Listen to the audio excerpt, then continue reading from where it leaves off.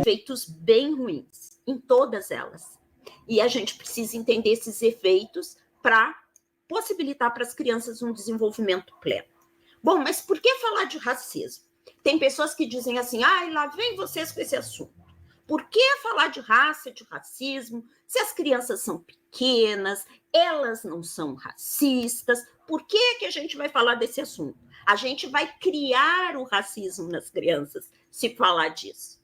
E eu costumo dizer o seguinte, nós, professores, precisamos falar de raça e de racismo, para que nós, professores, possamos entender que é preciso educar para construir uma sociedade livre do racismo.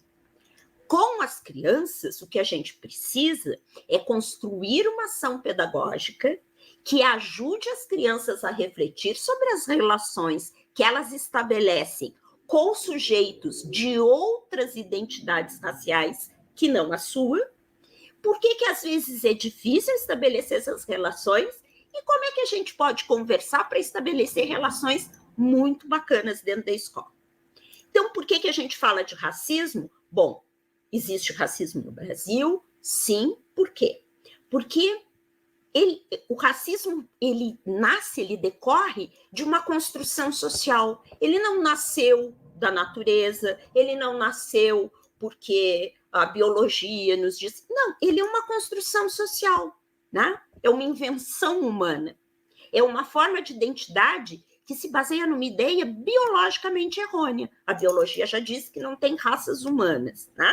Mas essa ideia que a biologia desfez, ela foi desfeita. Mas durante muito tempo a ciência disse que existiam raças humanas e disse que existiam raças humanas melhores e outras piores. Então, o efeito desta fala da ciência no senso comum, nas sociedades, nas relações humanas, resulta no quê?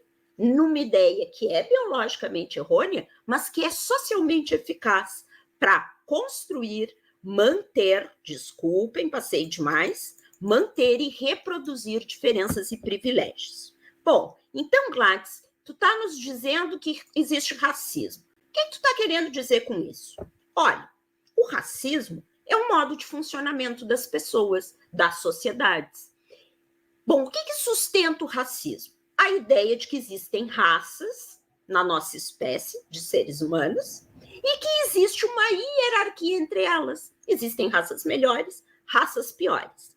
A partir desta ideia errada, se construiu a ideia de que os sujeitos brancos são melhores, são mais inteligentes, são mais belos, são mais aptos, criativos, capazes, corajosos. Bom, essa é uma ideia construída a partir do racismo, da ideia de que existe raça e de que existem raças melhores e raças piores. Mas ninguém diz isso para as crianças. Não. Mas nos livros infantis que a gente leva para a escola, nos filmes que a gente assiste com as crianças, nos desenhos de animação, muitos dos materiais que circulam no dia a dia das nossas crianças vão reforçando essa ideia. Quando vão lá caracterizar o malvado da história, ele é o gato preto. Ele é o leão mais escuro. A gente diz, nossa, a coisa ficou preta, quando a gente quer dizer que a coisa ficou ruim. Então, há uma série de modos como essa ideia racista atravessa o cotidiano das crianças e isto produz efeitos, né? Também a gente precisa pensar que o racismo, como esse sistema de pensamento, ele impregnou as sociedades e a gente tem que combater o racismo em duas dimensões. Uma é no campo das ideias, da produção do conhecimento. E a outra, que é a que me interessa discutir com vocês, é combater o racismo do ponto de vista pedagógico. Para que as crianças e as escolas possam ser responsabilizados pela prática, por práticas racistas, por práticas preconceituosas, possam ser educados de outro modo, aprender por que isso é errado, o que há de errado nessa prática, nessa reação, né? E como eu posso ajudar a superar o racismo no cotidiano. Vou dar uma aceleradinha. Bom, também acho importante dizer que educação antirracista não é um privilégio da escola. Pode acontecer educação antirracista na família, pode acontecer educação antirracista no grupo de amigos, no clube, na pracinha, no cinema, nas brincadeiras, em muitos lugares, né? Portanto, construir uma sociedade livre do racismo, construir com as crianças relações respeitosas entre as diversas identidades raciais, isso pode acontecer em qualquer espaço. Mas para a gente interessa olhar dentro da escola. E dentro da escola, a ERER, que é assim que a gente chama a educação antirracista, ela tem leis que definem, ela tem fiscalização e ela tem, sobretudo, uma didática. Então, a ERER, dentro da escola, a educação antirracista dentro da escola, é um projeto de nação.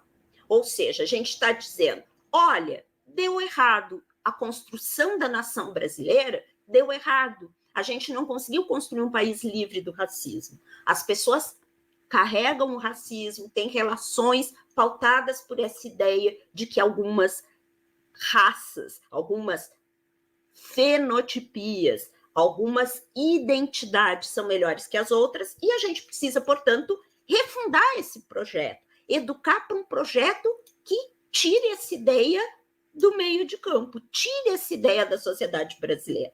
Bom, segundo, a gente precisa entender que a ERER ela é um processo educativo escolar. Nós, educação infantil, primeira etapa da educação básica, que somos, portanto, escolas, que temos uma responsabilidade político-pedagógica, temos que trabalhar de modo pedagógico a educação para as relações étnico-raciais.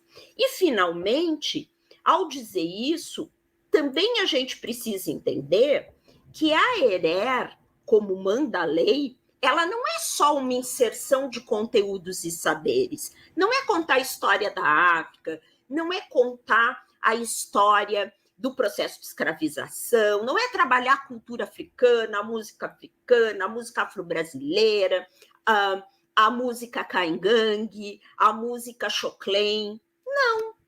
Não. A ERER é também mediar os conflitos raciais dentro da escola. Quando as crianças não dão a mão para o colega negro, é um conflito racial. Quando as crianças impedem o colega negro de subir na escada para o escorrega, é um conflito racial. Então, bom, a gente precisa entender que quando a gente fala de conflito racial, a gente não está falando de uma criança sendo açoitada dentro da escola porque é negra. A gente não está falando de uma criança sendo xingada, menosprezada pelos adultos da escola porque ela é negra. A gente está falando de conflitos que, às vezes, quase nos deixam na dúvida se é ou não um conflito racial, mas que provocam sofrimento nos sujeitos que sofrem, né, que são alvo daquelas ações, e, ao mesmo tempo, vão provocar dano nos sujeitos que fazem aquelas ações. Por quê? Eu costumo dizer, ninguém acorda, né, aos 18 anos de idade e diz assim, hoje eu vou matar uma pessoa negra dando chutes. Bom, mas isso acontece na sociedade brasileira. Por que alguém chega lá nos 18 anos achando que é válido, né, ridicularizar ou bater ou ser violento com uma pessoa negra porque ele é negra? Algo aconteceu na escola, que essa pessoa passou todo o tempo da escola sem ser convidada a pensar nas relações raciais. Então, ninguém chega lá na situação extrema de violência sem começar aqui no cotidiano com a ação mínima de recolher a mão quando encosta na mão de um coleguinha de pele retinta, de ficar com receio de que vai ficar marrom também e ir lá lavar a mão. São ações pequenas, são manifestações pequenas dessa estridência entre as relações raciais que no cotidiano do nosso convívio escolar a gente precisa estar olhando. Bom, herer significa romper com a nossa nação. Nós, professores, não podemos continuar com esse discurso. Eles são pequenos, são crianças bem pequenas. Não, a educação infantil, isso não acontece. Gente, vamos acordar.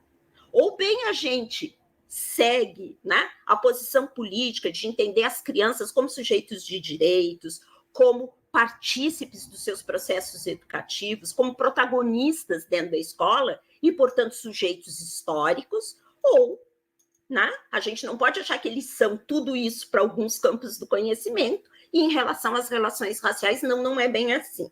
Eles são puros, eles não se dão conta, nada acontece. Então, a gente tem que sair da inação, né?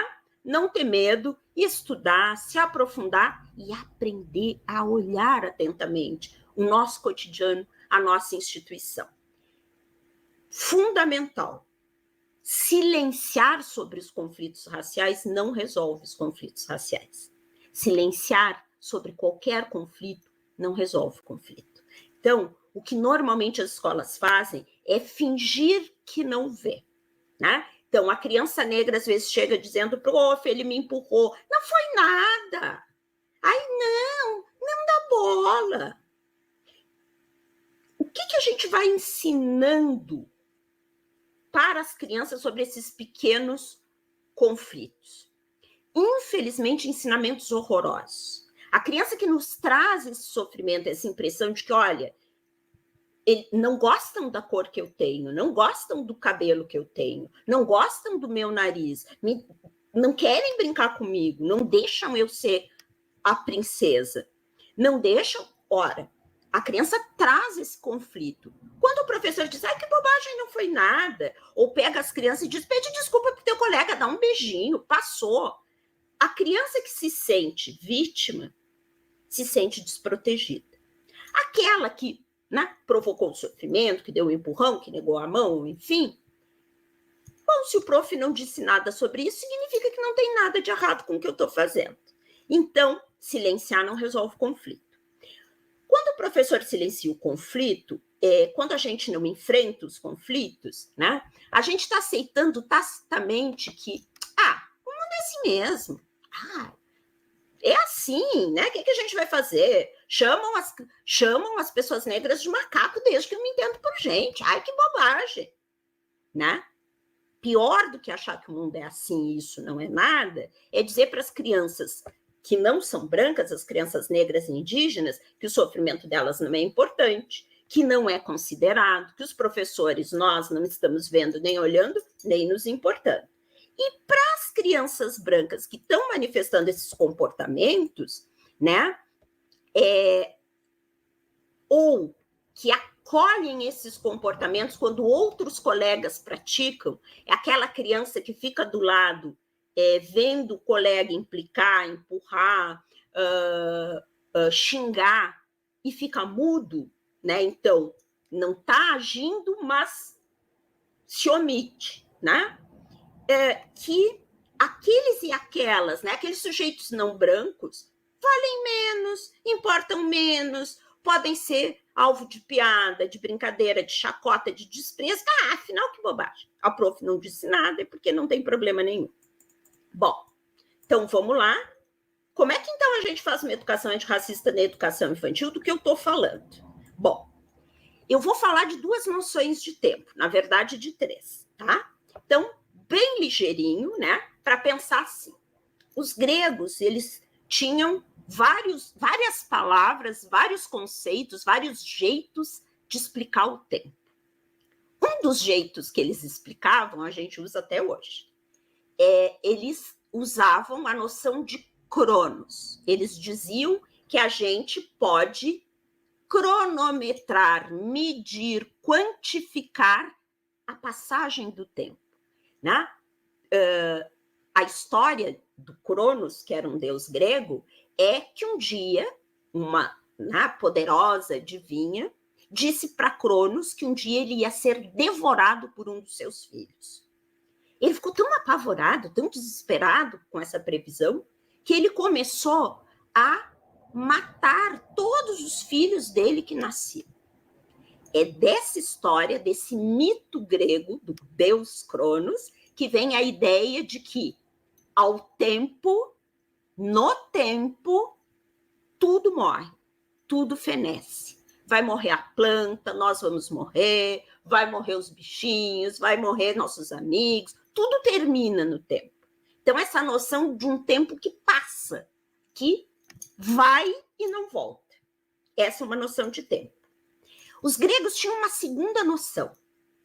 Eles diziam que tinha um tempo que era muito interno, muito íntimo, muito pessoal, que cada pessoa sentia dentro do seu coração, dentro de si mesmo, e que era diferente da Gladys para Simone, da Simone para Dani, da Dani para Rafa, era diferente. Cada um sentia de um jeito. Então, para entender como é que a gente faz ERER na educação infantil, a gente tem que trabalhar com essas duas ideias de tempo. Algumas coisas que a gente precisa fazer para a educação antirracista vão se dar no Cronos, nesse tempo que transcorre. Eu estou querendo dizer que a gente vai gastar horas de planejamento, de estudo, de seleção de materiais, de organização dos espaços, dos tempos, de proposição de uma ação pedagógica desafiadora, criativa, que convide as crianças a se empolgarem para lidar com a cultura e a identidade de negros, africanos, brasileiros e dos diversos povos originários, de todos os povos indígenas do Brasil. Ora, isso significa que as mudanças que a gente tem que implementar, elas vão acontecer nessas duas noções de tempo. Bom, existe um ensinar sobre essa pluralidade, essa diversidade que vai acontecer nesse Cronos. A gente tem um ano letivo, a gente tem uma semana, a gente tem o tempo de um projeto, a gente tem o tempo do passeio, o tempo da pracinha, do pátio, da caixa de areia, o tempo da higiene, né? Tem muito Cronos transcorrendo dentro da escola. Mas o aprender sobre a cultura negra, o aprender sobre a igualdade do colega marrom bem escuro, é o Aion, é individual. Cada um aprende num ritmo, num tempo. Então, é o tempo individual, é o tempo que a gente vive, né? Então, é no Cronos que a gente planeja a ação pedagógica da ERER, implementa ou ensina, é no Cronos que a gente avalia. Então a gente faz uma atividade de avaliação para saber se eles são racistas? Não, não. A gente avalia o que a gente está desenvolvendo na nossa ação pedagógica, se está produzindo os efeitos que a gente quer. Mudar as relações entre as crianças, fazer elas serem mais acolhedoras, mais receptivas, mais respeitosas. Fazer aquela criança que não pega a boneca negra no colo, começar a pegar. Fazer a criança que não dá a mão para o colega imigrante haitiano, começar a dar a mão. Começar a conversar, convidar para brincadeira. Então, estas são as avaliações da ERER na educação infantil, né? Esse é um tempo de controle do adulto, a gente controla esse tempo da escola, né? Sobre os corpos, os espaços e as rotinas das crianças. É no Cronos, é nesse tempo que transcorre, nessa menos de uma hora que eu tenho para falar, eu vou acelerar, que a gente tem que pensar no nosso desejo, nos nossos objetivos ao implementar a ERER na educação infantil, né? O que a gente quer atingir? Que efeitos a gente quer produzir? O que a gente quer que as crianças aprendam sobre a África? Será que a gente quer que elas continuem achando que a África é só uma savana do Rei Leão? Ou será que a gente quer que elas continuem pensando que a África é cheia de botões escondidos dentro de uma montanha, que nem o Pantera Negra? Que África é essa que a gente quer que elas conheçam? E na nossa cidade, os bairros que têm maioria de população negra, como é que a gente faz para as crianças bem pequenas conhecerem? Como é que a gente faz para as crianças conhecerem o que existe de cultura negra na nossa cidade? Tudo isso é Cronos. Planejamento, estudo, trabalho, né? Nós somos constituídos como professores a partir desse tempo. É assim que a faculdade, a universidade nos formou, para ensinar. Né? A gente tem que ensinar. Então, a gente é muito bem formado em lidar com o Cronos.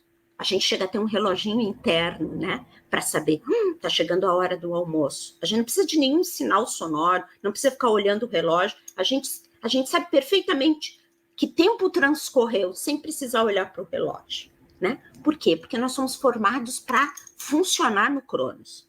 Mas a gente precisa funcionar no Aion, né?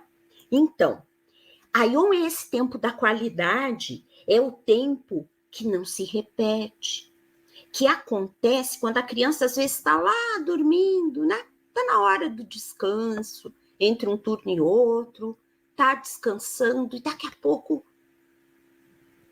ela pensa sobre as brincadeiras que ela fez com aquele colega mais marrom. E aí ela pensa, puxa, acho que vou convidar ele para brincar comigo na casinha. Então, Aion é esse tempo que nós, professores, nós não regulamos. A gente não consegue fazer, então eu vou contar essa história, eu vou mostrar esse desenho do Quiricu e daqui a 10 dias as crianças vão dar a mão pro colega. A gente não controla. A gente não sabe que tempo vai levar. Aion é o tempo de aprender. Esse tempo que diz assim, a gente até pode ensinar todo mundo ao mesmo tempo. Eu duvido isso, mas a gente pode tentar. Mas acontece que a aprendizagem, ela não é assim, né? Ela não é homogênea, ela não é linear, ela não funciona todo mundo ao mesmo tempo, aprendendo a mesma coisa. A aprendizagem, ela tem a ver com essa experiência de tempo que a gente leva para fazer esse processo de produção de conhecimento que atribui sentido ao que a gente vivenciou. A história que ouviu, ao desenho que pintou, a cera, né, que a gente derreteu na cozinha e produziu giz de cera com tons de marrom para pintar nossos desenhos, tons de diversos beges. Então, a Aion é isso, a gente não controla, né? Não, a gente não controla. Muito bem. Entre esses dois tempos, tem mais um. Poxa, Gladys, hoje tu quer nos enlouquecer? Quero. Tem o Kairos. Os gregos diziam que tem um segundinho, assim, no tempo, que é o inusitado. É a surpresa. É aquela coisa que a gente nem imagina que vai acontecer e aconteceu. E o Kairos, ele também interfere. Vocês devem estar pensando assim, peraí, Gladys, só um pouquinho. Como assim? A gente precisa entender que esse tempo de Erer, ele não é linear. Erer não começa e não termina como outros projetos que a gente possa pensar. Não é uma composição de eventos, não é uma reunião daquilo que a gente já sabe, então a gente vai sistematizar. Erer não é isso, né? A gente precisa entender que o tempo da Erer nos diz que a gente não planeja tudo. Porque às vezes a gente está assim, muito organizado e selecionou os materiais e os brinquedos e os jogos e os materiais não estruturados e pensou os espaços que a gente vai transitar ao longo daquela semana, daquele projeto. A gente está assim, bem feliz e pum! Entra um gato dentro da escola. Passa um gato preto uma criança veio, ai, que medo, que azar que vai ser. Isso é Kairos. Eu já não sabia que o gato ia pular o pátio da escola e atravessar e as crianças iam dizer, ai, que medo. Então, não estava o gato planejado. Mas ele aconteceu. A gente não controla, mas... Kairos é aquele acontecimento que a gente diz, bingo! Abriu uma fresta, uma janela, vou aproveitar. Porque isso aqui ajuda as crianças a pensar sobre Erer. Passou o gato, beleza, eu vou dizer, será que vai acontecer uma coisa ruim? Por que a gente acha? Por que vocês acham isso? Me contem aqui, me expliquem. E aí o Kairos diz, a vida, Paulo Leminski. A vida é o que acontece enquanto você planeja outra coisa. Kairos é para nos dizer, planeja, mas não te amarra muito nesse planejamento, porque deixa a vida entrar pela porta, deixa acontecer o inusitado, deixa as crianças no meio do pátio passarem a semente do jambolão no dedo, ficar bem escuro e elas virem com medo, dizer, prof, meu dedo ficou preto, e agora? Kairos às vezes nos ajuda nisso. Então, lidar com essa ideia de que, bem, as crianças não vão aprender todas ao mesmo tempo, com os mesmos resultados, fazendo as mesmas coisas, percorrendo os mesmos caminhos, tendo as mesmas dúvidas, mas é isso. Então, essa Erer do Cronos diz que a gente tem que selecionar materiais, a gente tem que planejar as ações. Ah, não, Erer não se faz indo... vou lá naqueles livros lá do fundo da minha sala, ver se tem algum livro com personagem negro. E aí contei o livro e estou trabalhando da Erer. Não, bonita, tu tá só contando uma história sem planejamento. Tá matando tempo, na verdade, mas não é Erer, né, querida? Não é. A gente precisa planejar, escolher uma história bacana. Não é história que fale, conte, tematize racismo. Não é dar aula de racismo. Erer é trazer as imagens, as histórias, as danças, as músicas, os sabores de outras pertenças raciais, de pessoas não brancas, para o cotidiano da escola, das crianças, para elas aprenderem essas culturas. É ser criativo, é descobrir junto com as crianças. Erer exige referências teóricas. Bom, mas eu vi a live da Gladys, eu aprendi tanto. Não, querida, tem que ler muitos textos, tem autores ótimos falando das questões raciais para as crianças. Planejar o tempo que a gente vai inserir a Erer na nossa ação pedagógica. Por quê? É verdade, o gato preto pode pular o muro da escola, o Kairos pode nos dar uma ótima chance, mas eu não preciso jogar para o universo esperando que o gato preto apareça, porque ele pode não aparecer. Então, eu tenho que planejar, eu tenho que criar estratégias criativas que façam surgir entre as crianças perguntas, curiosidades. É preciso que o ambiente da sala ele seja um ambiente propício às crianças se sentirem seguras para falar sobre o que elas pensam. Uma criança que empurra um colega negro ou que vai lavar a mão que deu para um colega negro de pele bem escura, ela não pode ter medo de dizer, prof, eu lavei a minha mão porque eu fiquei com medo de ficar marrom que nem ele. Ela não pode ficar com medo de dizer isso. Por quê? Porque externando pensamentos junto, que a gente vai poder conversar e dizer, mas será que quando a gente encosta na pele de uma pessoa que tem outra cor, a nossa pele muda de cor? Será? E o colega que tem essa pele marrom, bem marrom, será que ele não tem medo de encostar na tua mão bem branquinha e ficar com a mão branquinha? E o que será que ele faria se isso acontecesse? Ou seja, a gente precisa planejar, a gente precisa construir uma comunidade de aprendizagem. Essa é uma ideia muito presente em muitos dos teóricos que hoje já falam das questões raciais. E de uma teórica que eu gosto muito. É uma mulher negra americana que se chama Bell Hooks. Ela já é falecida, mas ela tinha essa ideia linda de dizer, olha, a sala de aula tem que ser uma comunidade de aprendizagem. A gente tem que se sentir confortável, seguro, tem que ser um lugar onde a gente possa levar os nossos medos, as nossas dúvidas, as nossas angústias, os nossos lados mais feios também, porque a gente não é só boniteza. Sem o receio de que ao mostrar esse nosso lado mais feio, a gente vai ser execrado, xingado, mas que a gente vai ser escutado e que vão nos ajudar.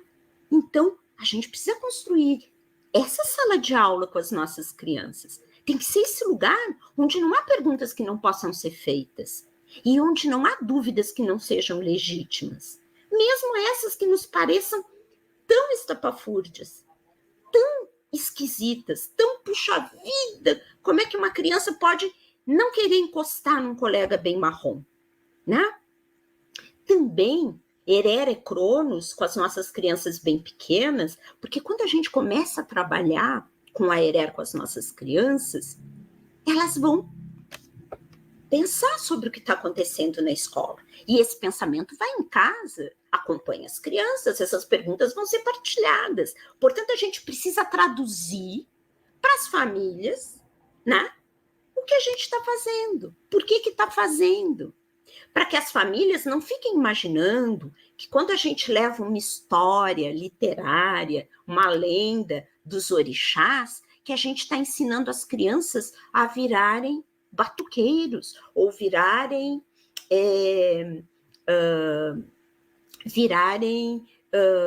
esqueci o nome da religião, quimbandistas. Não. Assim como quando a gente fala da Páscoa, a gente não está ensinando as crianças a serem cristãs, católicas. A gente está falando da cultura. A religião faz parte, as religiões, da cultura. Bom, como é que a gente diminui os medos das famílias? Conversando com elas. É Cronos, porque a gente precisa prever. Com que periodicidade a gente vai fazer isso? Vai ser só no início do ano? Vai conversar por bilhetes pela agenda? A gente vai conversar, né, uma vez a cada 2 meses? Vai conversar quando for necessário? Bom, Herera afrocentrada, essa educação antirracista, ela é a ION. Nas aprendizagens não dirigidas, que as crianças vão aprender, né, entre seus pares, com os adultos, nas transformações que essas aprendizagens vão provocar nas nossas crianças, né? Por quê? Porque essas aprendizagens que são íntimas, lá no coração acontecendo, elas nos afetam. E quando a gente é afetado, a gente muda, né? Mudam as nossas relações, os sentimentos, os espaços, os tempos, né? As pessoas mudam. A escola vai mudando quando ela é afetada pela Herera. Bom, também vão mudar, né? Também é a ION nos modos como as famílias vão compreender o que a gente está fazendo com as crianças e vão se deixar por elas, por essas aprendizagens e pelos seus filhos, afetar. Como é que as famílias vão permitir-se afetar quando a gente estiver falando de Herera? Bom, é um tempo de mudanças, né? Os sentimentos que esses processos de ensino-aprendizagem vão produzir, né? E nós mesmos, né? Professores, gestores, educadores, né? Nas merendeiras, nos guardas, nos porteiros que ficam na entrada da escola, nos auxiliares de limpeza, na equipe de apoio, né, dos alunos em inclusão. Bom, vai afetar todo mundo, né? As crianças, as famílias, e a gente precisa saber que essas mudanças, né, elas vão trazer desacomodações, conflitos, um certo desconforto às vezes, mas que isso é bom.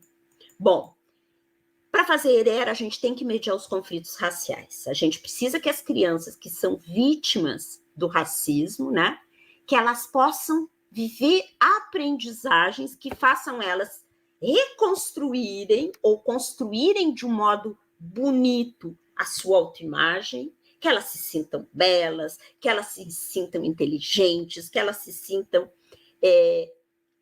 valorizadas, né?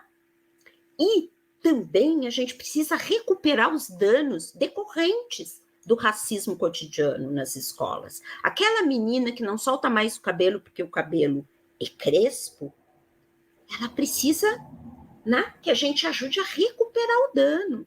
Aquela menina que chega lá, né, lá na pré-escola e nunca foi penteada pelos professores, nunca teve cabelo enfeitado, com fitas, com laços, porque, ai não, a gente não vai mexer no cabelo dela, né? Que dano esse não arrumar o cabelo dela produz nessa criança? Como é que a gente repara esse dano? A gente precisa pensar, né? Também as crianças que têm esses comportamentos racistas, e vejam, eu não estou dizendo as crianças que são racistas, porque as crianças não são isto ou aquilo. Nenhum ser humano é isto ou aquilo. A gente está deste ou daquele modo. Porque nós somos um projeto incompleto, um projeto em transformação. A gente precisa ajudar as crianças que têm essas atitudes, primeiro a entenderem que efeitos essas atitudes provocam. Se darem conta que elas provocam algum dano. Não é incutir culpa nas crianças. Não. É entender que toda a ação que eu tenho, ela tem consequências. Eu preciso entender as consequências dessas ações. Então, se eu dou um empurrão no colega, a coisa mais óbvia é, bem, ele sair de perto de mim. Bom, mas que consequência tem esse empurrão? Pode ter várias. Ele pode voltar e querer me empurrar também. Ele pode não me deixar entrar nas outras brincadeiras que ele vai fazer. Pode acontecer tanta coisa. Então, a gente precisa ajudar as crianças a pensar, bom, quando a gente faz alguma coisa, a gente produz efeitos nas pessoas que estão à nossa volta. As crianças precisam ser ensinadas não a pedir desculpas, porque culpa não é uma coisa boa de descarregar. A gente não quer que as crianças se sintam culpadas e peçam desculpa. Não. A gente quer que as crianças entendam. Olha, tu não encostou na mão do teu colega. Ele ficou triste. Isso fez ele ficar triste. O que a gente pode fazer juntos para ele se sentir melhor? Vamos pensar juntos que alternativas a gente tem? O que será que a gente pode fazer? Será que a gente dá um abraço? Será que ele gostaria? Será que ele acha falso o nosso abraço? Será que ele gostaria de ganhar um desenho bonito? Será que ele gostaria simplesmente da gente sentar do lado dele, no refeitório, na hora do almoço? Pensar, né? O que a gente pode fazer em relação aos nossos atos, né? E aí, entender, puxa, se o meu colega ficou bem quando eu agi desse modo, vai ver que eu não preciso empurrar. Vai ver que nem preciso bater porque ele é marrom. Vai ver que ele é que nem eu, só de outra cor. Bom, vou acelerar. Eu acho que a gente precisa entender que racismo não é uma coisa imutável, é um fenômeno que a gente pode superar, que não é neutro e indolor, que a gente não tem que ficar nessa do, ai, nossa, pede desculpas, porque, né, tem gente que segue pedindo desculpa até os 100 anos de idade e segue sendo racista. Então, pedir desculpa não muda muito, né? Tem que mudar a atitude. Onde a gente começa? Um bom inventário. O que é inventário, Gladys? Olha, se eu quero fazer uma sala de aula antirracista, se eu quero que a minha ação pedagógica seja antirracista, eu preciso saber o que eu tenho. O que eu tenho dentro da escola? Que materiais eu tenho? Tem que conhecer todos os espaços da escola. Bom, que materiais eu tenho? Brinquedos, jogos, bonecas, tintas, papéis, tecidos, sementes, esculturas, argilas. Tenho argilas de cores diferentes dentro da escola? Tem barro ao redor da minha escola que eu possa produzir argila de cor diferente? Tem horta na minha escola? Tem temperos lá? Será que tem temperos trazidos pelos africanos para o Brasil na minha horta? Será que tem chás que os caingangues nos ensinaram a usar para passar dor de garganta? O que será que eu tenho dentro da escola? Tem cabaças? Ai, adoro cabaças. São tão lindas, a gente pode fazer tanta coisa com elas. Né? Os povos originários faziam e fazem maravilhas. Nós, os gaúchos, fazemos cuias de chimarrão. Ai, é difícil achar um gaúcho que não tem um pedaço de cabaça em casa. Os processos formativos, puxa, porque não é só material, né? Não é só encher a sala de aula de bonecos negros. A gente precisa conversar, né, sobre os autores, sobre esses conceitos. As pessoas falam tanto, branquitude, o que será isso? Será que morte? Né? Nossa, de onde será que veio esse conceito? Então a gente precisa saber quem são as pessoas da minha escola que têm formação no campo da ERE.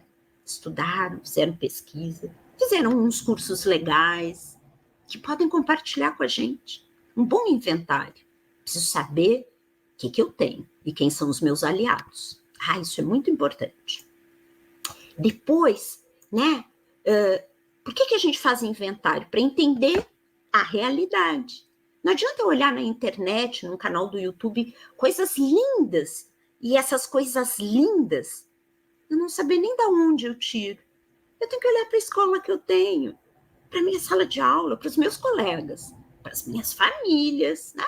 Quem são as famílias das minhas crianças? Puxa, a gente pode descobrir famílias, né, nos contando narrativas tão lindas, histórias das religiosidades, famílias que nos contem sobre costumes, vestimentas. A gente pode descobrir nas famílias pessoas de outras nacionalidades, imigrantes. Pode ter tanta coisa bonita, né? Também, porque um bom inventário me faz pensar o que me falta, o que eu não tenho e gostaria de ter. Porque aí eu posso pensar em um planejamento bacana para conseguir ter aquilo que eu não tenho. Um planejamento de recursos, um planejamento de orçamento, porque não se faz ERE sem gastar, sem materiais, sem investimento. Não é gasto, né? É investimento. Bom, e construir as parcerias necessárias, o inventário faz eu pensar, quem são as pessoas que podem me ajudar? Na minha escola não tem. Será que em outra perto não tem um colega que tenha feito um curso bem bacana? Será que não pode fazer um sábado daqueles de formação, que às vezes são chatos, virar um sábado bem legal de uma oficina, de turbantes, de dança, culinária, histórias, histórias africanas são tão lindas. Puxa, a gente pode achar essas parcerias, né? Finalmente, além de um bom inventário, a gente tem que organizar os nossos espaços físicos. Tem.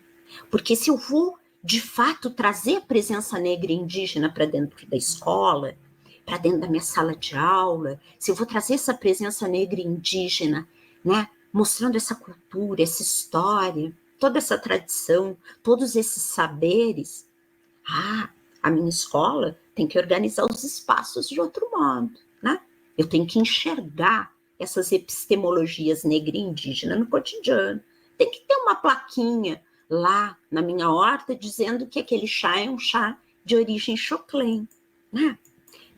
Na biblioteca, tem que ter livros de autores negros, autores indígenas. Nossa, não pode ser só o Ayrton Krenak, ou Daniel Munduruku. Tem tanta gente produzindo. A gente tem que achar esses materiais. Tem que olhar os artefatos culturais, né?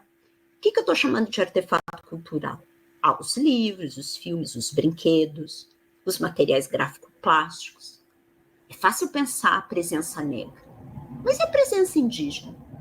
A gente tem boneco indígena de determinadas etnias para mostrar para as crianças? Ou indígena que a gente leva para dentro da escola ainda é aquele indígena Apache dos filmes de Bang Bang dos anos 60. Será? O que a gente está mostrando? Nosso alfabeto ainda tem o I do índio? A gente precisa pensar sobre isso, né? A gente tem que pensar nesses materiais não estruturados, né? Ligados a essas epistemologias, as cabaças, os temperos, as argilas. Os aromas. Os aromas. Nossa.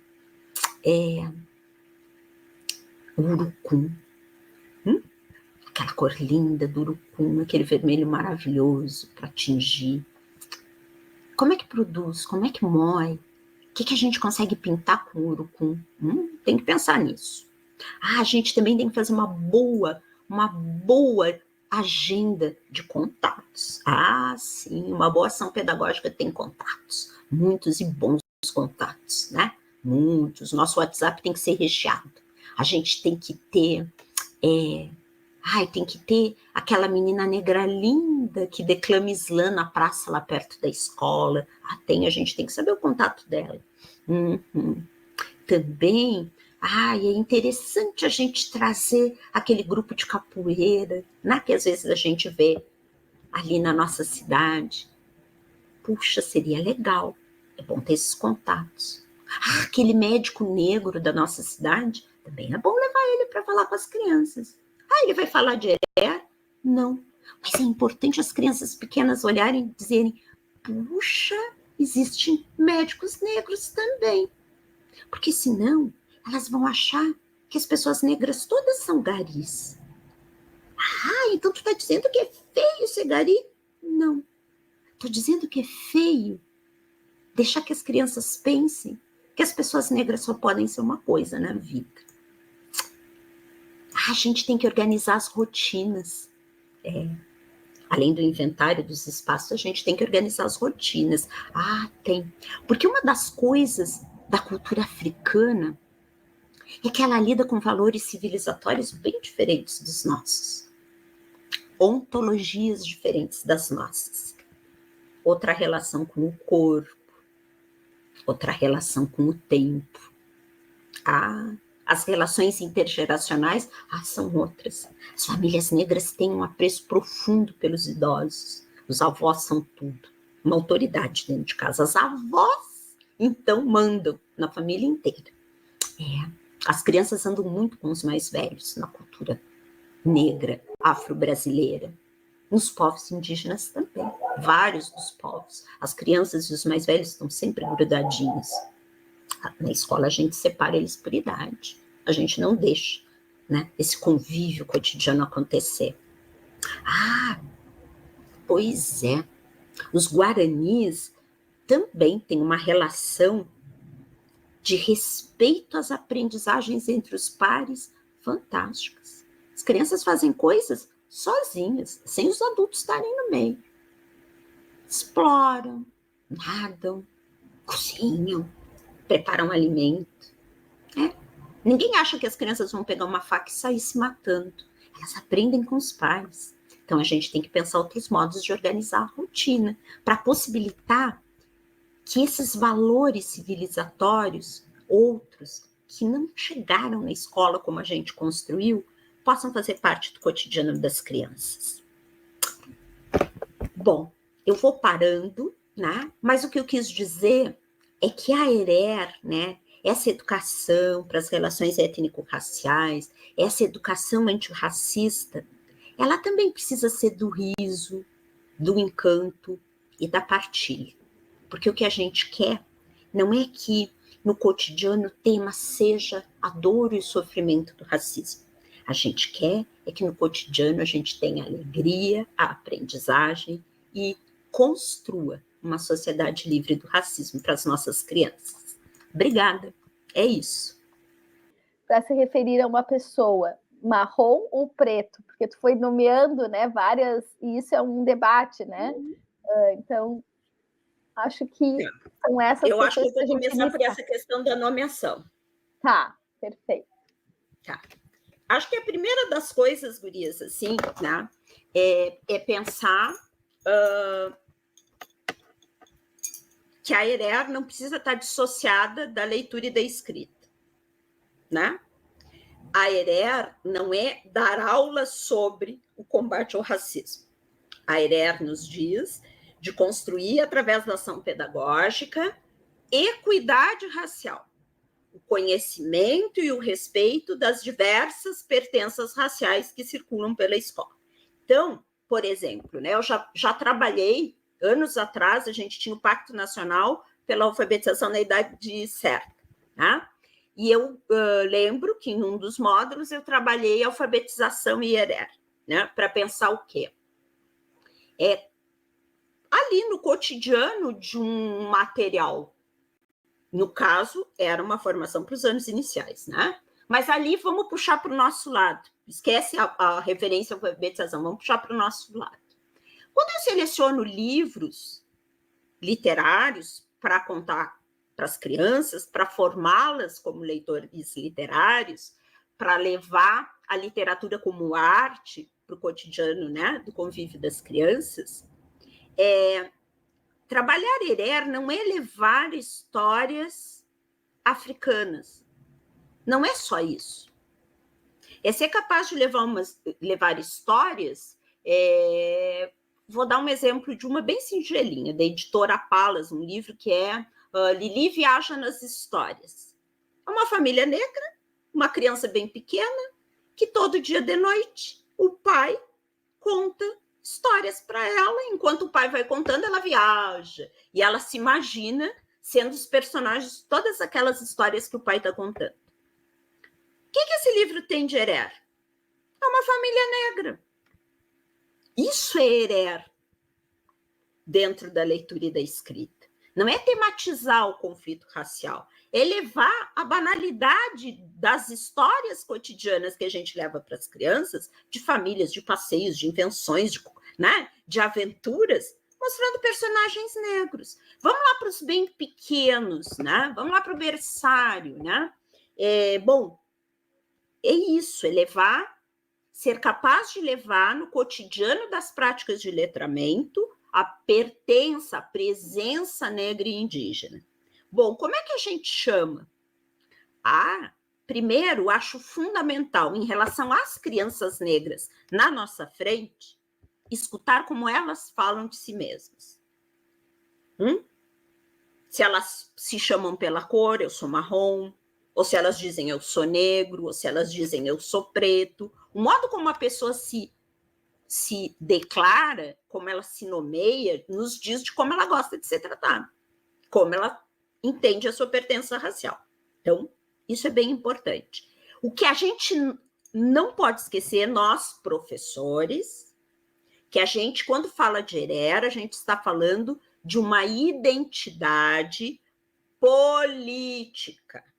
E, portanto, esta identidade política define que negros são as pessoas pretas e as pessoas pardas.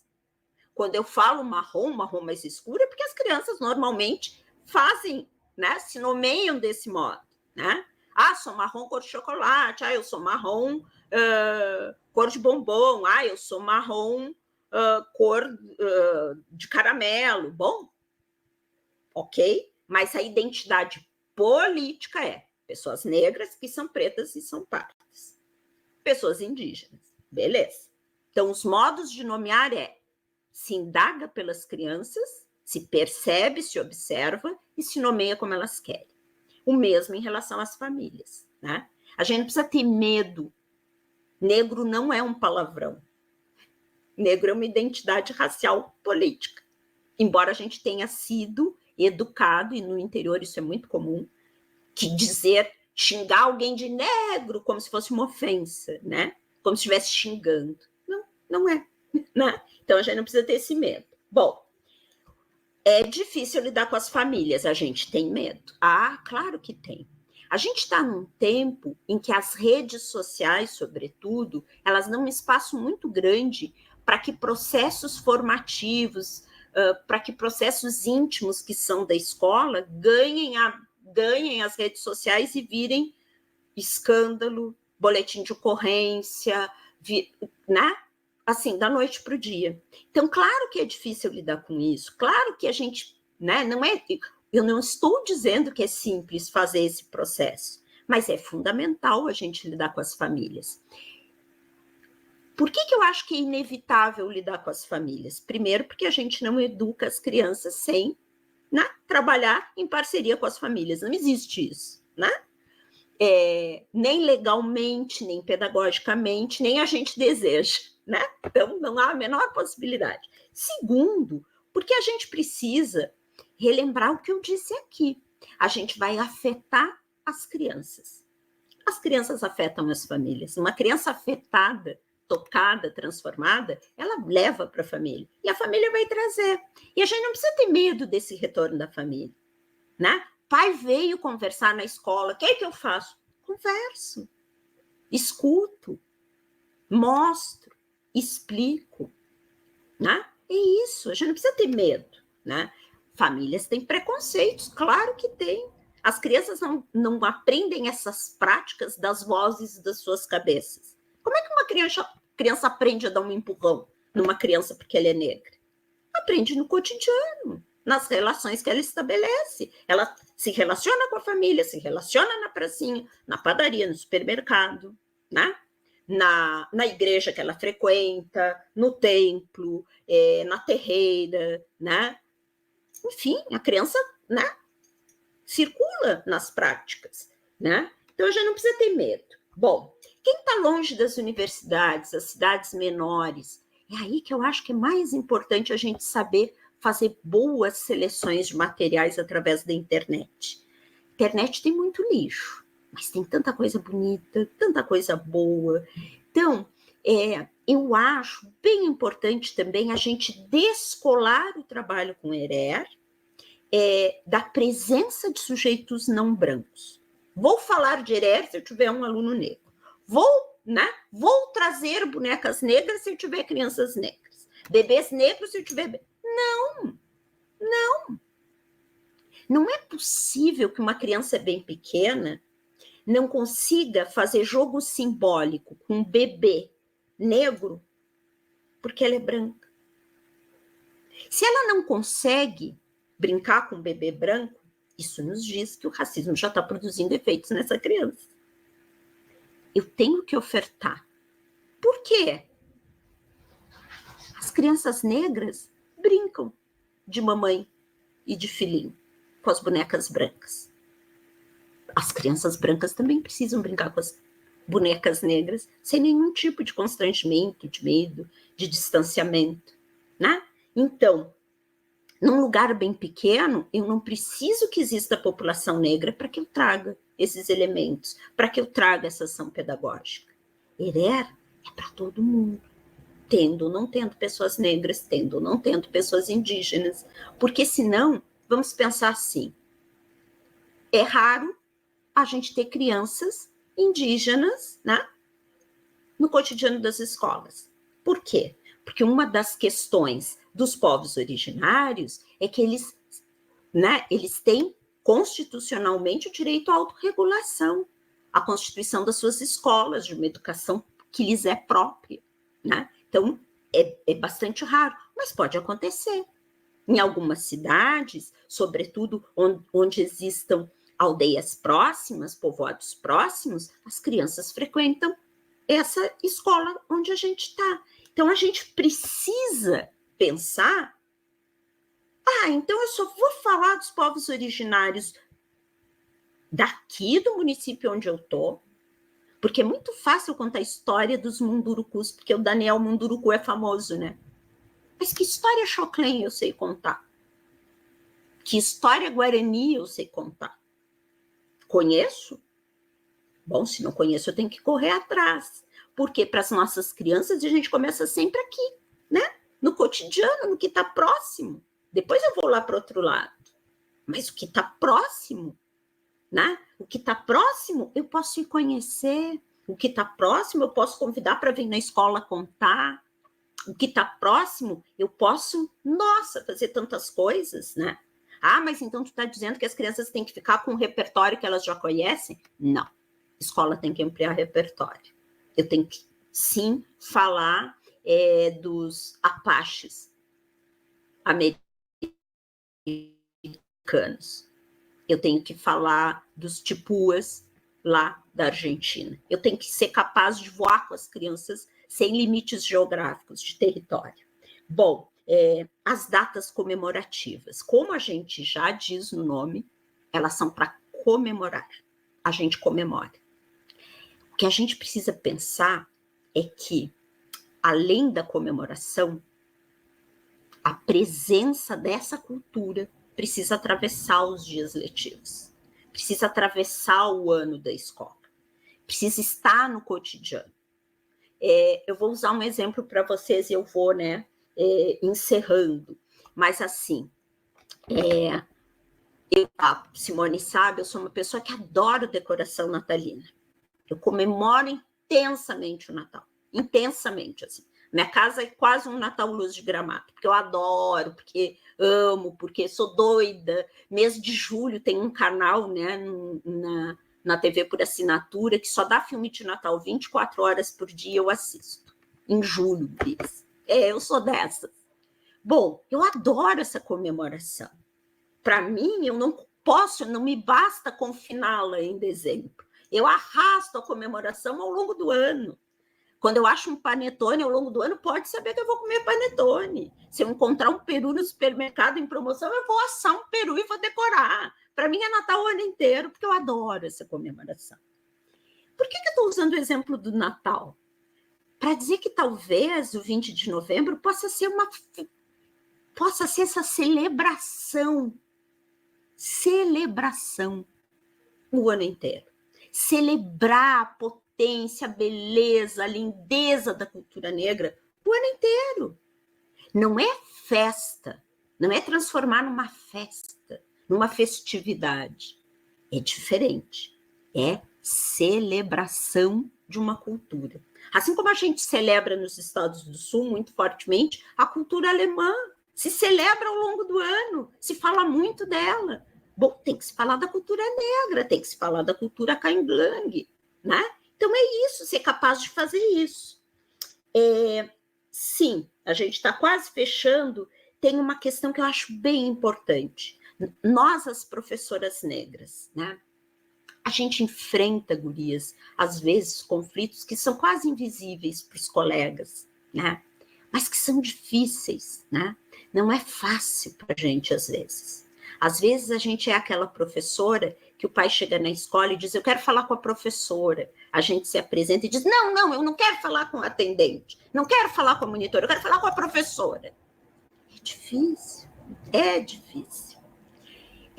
Nós, talvez, né, antes dos alunos, né, antes das crianças, antes dos nossos estudantes, talvez a gente esteja, nós, precisando, né,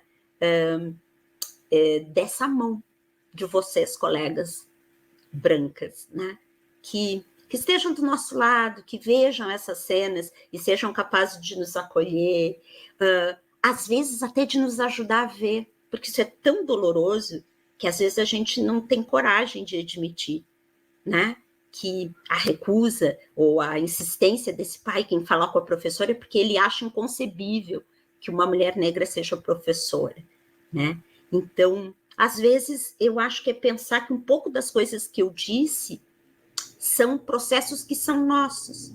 Nós, professores, nós adultos, vamos viver com as crianças. Por fim, quem